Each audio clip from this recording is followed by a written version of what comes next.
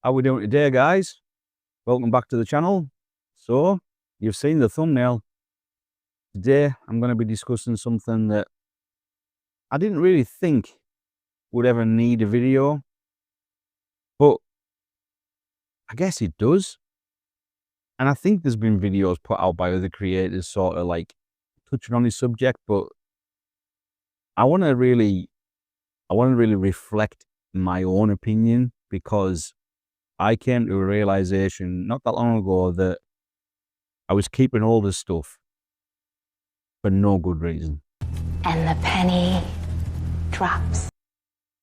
So, if this fragrance purchasing addiction sort of resonates with you, if you think that you might have a compulsion, a buying habit, or an addiction, and you're interested in what I've got to say about it, then stick around. Smelling great won't get you a date, but you have no class if you smell it like ass. Wanna smell good and wanna smell nice. Stay tuned for the bald guy's advice. Yeah, welcome back to the channel, guys, and thanks for clicking on view. If an unbiased opinion from an average lad is what you're after, then you've come to the right place. There are many flavors of outcasts here. Let me start off at the beginning. I've always been a lover of nice smells. I think most of us are, really. Even if it's not fragrances, we like something that smells nice. It smells nice, you know?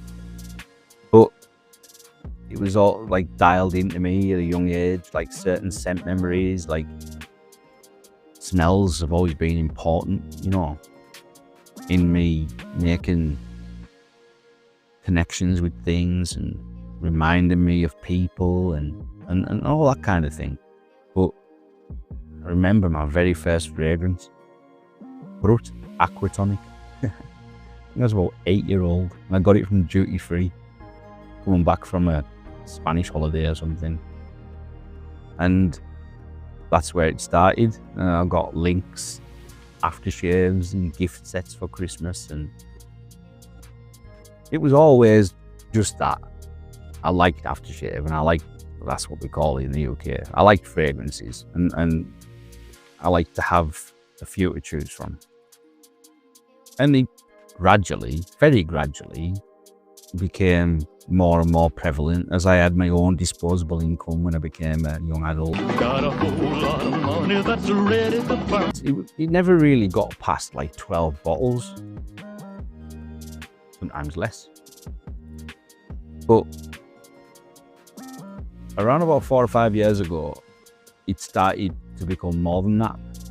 And it was because I became aware of niche fragrances, and I didn't want to spend the money, and clones were becoming more and more popular. So that's where it started. And then after sampling some particular clones and then finding out that I liked it, but hearing off other people it's nothing like the original, started buying niche. And in not too long at all, I had bordering on 100 bottles. I didn't stop him. I should have stopped him. And then it was more. And then I started doing the channel. And the reason I started the channel was because a lot of those recommendations were failed. A lot of those recommendations had no gravity about them. A lot of those recommendations were obviously bought and paid for.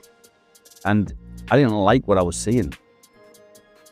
So I wanted to sort of bring my own experiences to the table and say, you know, do what I say, not what I've done. You know what I mean? Learn from my mistakes. What is it, the old saying? A wise man learns from his mistakes, but an enlightened man learns from the mistakes of others.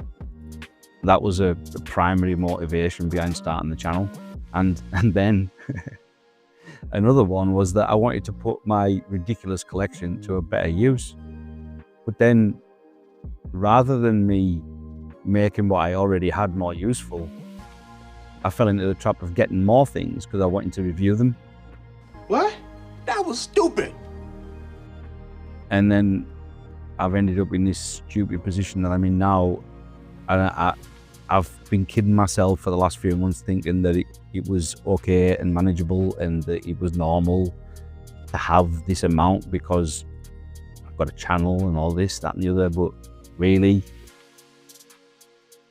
my love for fragrance is why I have so many. Yeah, I could keep them for lists, you know, summer lists, spring lists. But if I'm not wearing them, yeah, I can recommend them because everyone's taste is different. But if I'm not wearing them, I can't recommend them with enthusiasm, you know? I want my collection to be more concise, and no matter what I reach for, I either absolutely love it. It's something that really does stir up emotions in me, or at the very least, it's a great fragrance with great functionality. You know what I mean?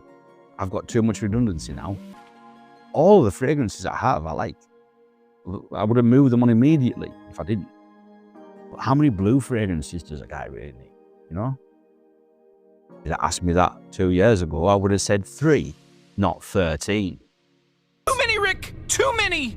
And I'm not a big time YouTuber. Maybe if I did, and some of those bottles were not purchased, and I didn't feel like there was an investment of my own money in there, I would be comfortable having many. But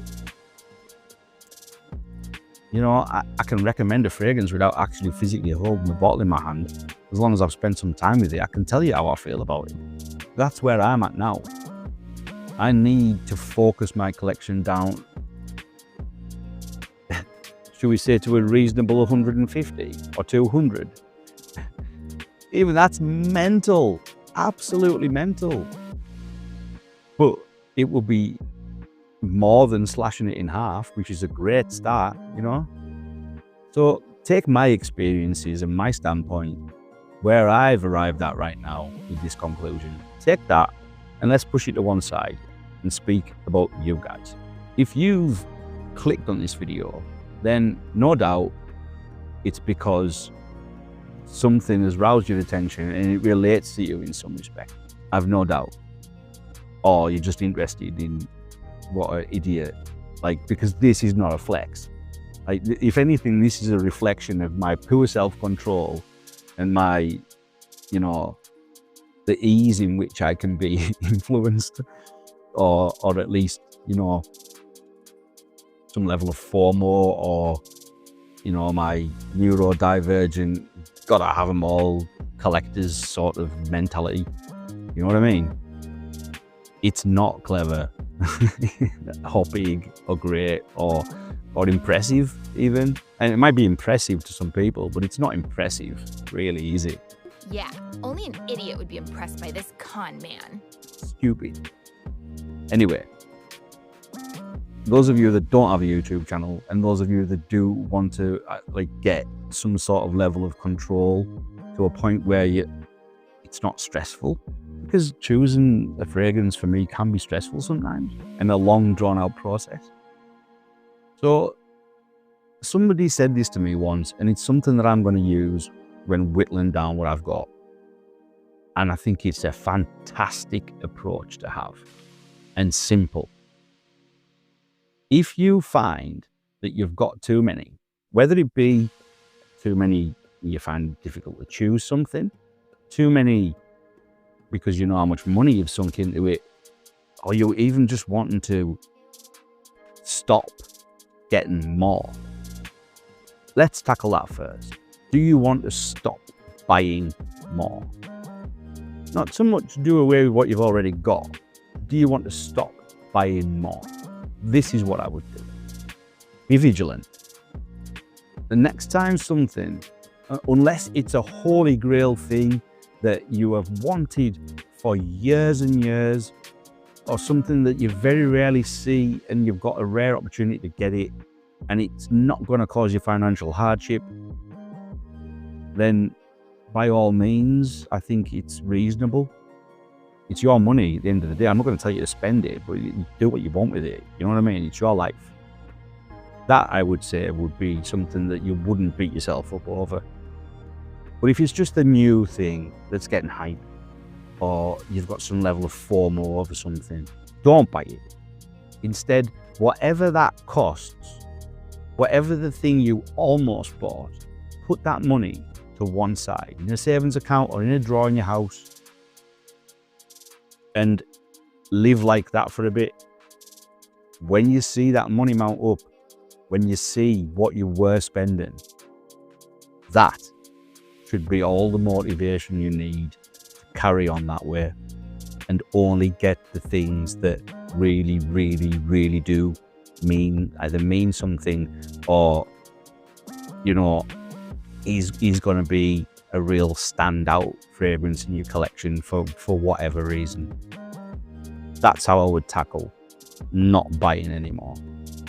If you're wanting to whittle your collection down, this is the approach that I'm going to choose.